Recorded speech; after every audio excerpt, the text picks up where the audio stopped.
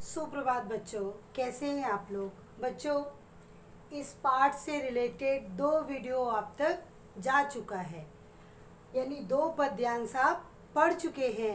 ईमानदारी के साथ बताइए कितने लोग ऐसे हैं जो दोनों पद्यांश जिसको अच्छे तरीके से समझ में आ गया है। बच्चों, आप पढ़ेंगे तो बिल्कुल सामान्य जन की भाषा है, आपको बहुत अच्छे से समझ में पूरी कहानी आ जाएगी। और इस पाठ को जब आप एक कहानी की तरह समझ जाएंगे ना, तो चाहे इससे रिलेटेड बच्चों क्वेश्चन आंसर आए या फिर व्याख्या आए, अर्थ स्पष्ट करना हुआ या काव्य सौंदर्य लिखना हुआ, मीन्स जितनी भी बातें इस पाठ से संबंधित आपके सामने आती हैं प्रश्न के रूप में, आप बहुत अच्छे से उसका उत्तर दे सकते हैं। लेकिन कब?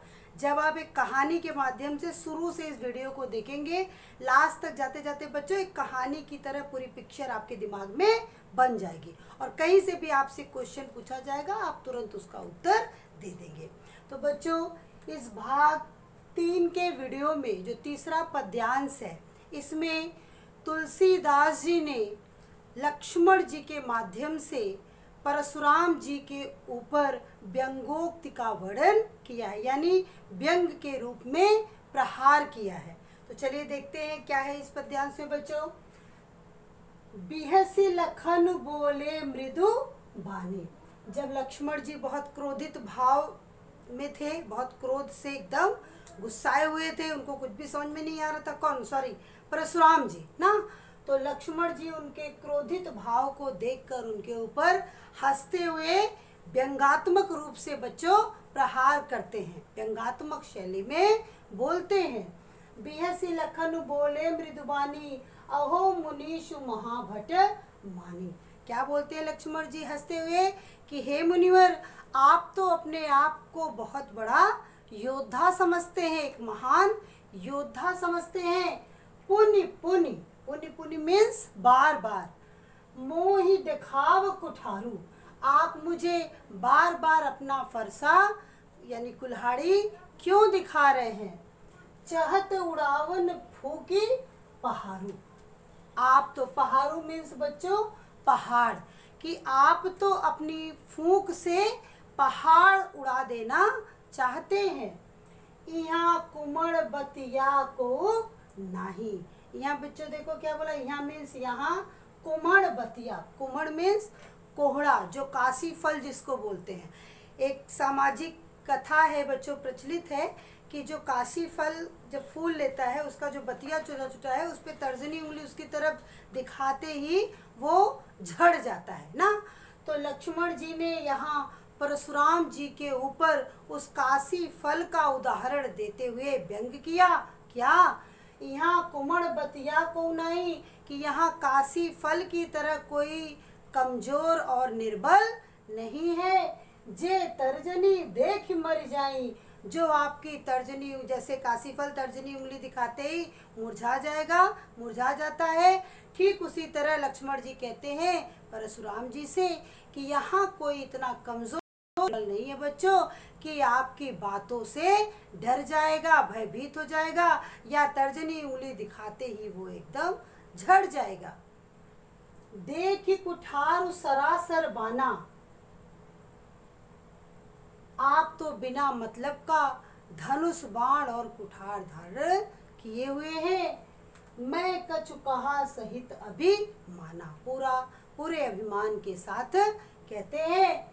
भृगुसुत समुझ जनेऊ बिलोकी, क्या कहते हैं कि मैं तुम्हें भृगुसुत का वंशज समझ करके कुछ नहीं बोल रहा हूँ, मतलब मैं तुम्हें छोड़ रहा हूँ। जो कुछ कहूँ सहूँ रिस रोकी, तुम जो कुछ भी कह रहे हो, मैं अपने क्रोध को वश में करके तुम्हारी इन सारी बातों को मैं सुन रहा हूँ। सुर महिसुर हरुजन अरु गाई, सुर मीन्स होता है बच्चों देवता, महिसुर ब्राह्मण, हरिजन हरि के भक्त, अरु और गाय मीन्स गाय, कि हमारे कुल की क्या मर्यादा है कि देवता, ब्राह्मण, भगवान के भक्त और गाय, हमरे कुल इन पर न सुहाई मीन्स हमारे कुल की ये मर्यादा है कि इन लोगों पे वीरता हम लोग नहीं दिखाते। क्यों नहीं दिखाते हैं? बधे पाप, क्योंकि इनको इनका वध करने से, इन्हें मारने से पाप पाप मिलता है, अपकीरति हारे। तो यहाँ बच्चों कहा उन्होंने कि इन लोगों को मारने से पाप पड़ता है, और यदि युद्ध में इनसे हार गए तो अपकीर्ति यानी अपयश की प्राप्ति होती है। मारता हूं पापरिय तुम्हारे, मारने से मीन्स इनको मारने से पाप पड़ता है। कोटि कुलिस संवचन तुम्हारा, व्यर्थ धरऊं धनु बाण कुठारा। क्या कहते हैं परशुराम जी कि कोटि कुलिस, तुम्हारे तो वचन ही करोड़ों वज्र के समान है। व्यर्थ धरऊं धनु बाण कुठारा, तुम तो बिना मतलब का धनुष बाण और फरसा धारण किए हुए हो। जो और जब इतना सब कुछ सुनते हैं बच्चों, तो तुरंत ही लक्ष्मण जी क्या कहते हैं? जो बिलो की अनुचित कहूँ क्षमो महामुनि थे कि हे मुनिवर, यदि मैंने सबको देख करके कुछ अनुचित कह दिया हो तो आप धैर्यता धारण करते हुए मुनिवर हमारी बातों को आप क्षमा करें। और जब लक्ष्मण की इस बात को परशुराम जी सुनते हैं बच्चों, सुनि सरोस भृगुवंश मुनि बोले गिरा गंभीर। तो परशुराम जी लक्ष्मण की बातों को सुनकर गंभीर रूप से, एकदम क्रोधित भाव से, भृगुवंश मणि परशुराम जी भृगुकुल के वंशज गंभीर भाव से बोलने पर विवश हो जाते हैं। क्या उन्हें लगता है बच्चों? उन्हें ये लगता है कि ये बालक कितना चालाक है कि सब कुछ कह भी ले रहा है और कहने के बाद क्षमा मांगकर सबसे बड़ा भी बन जा रहा है।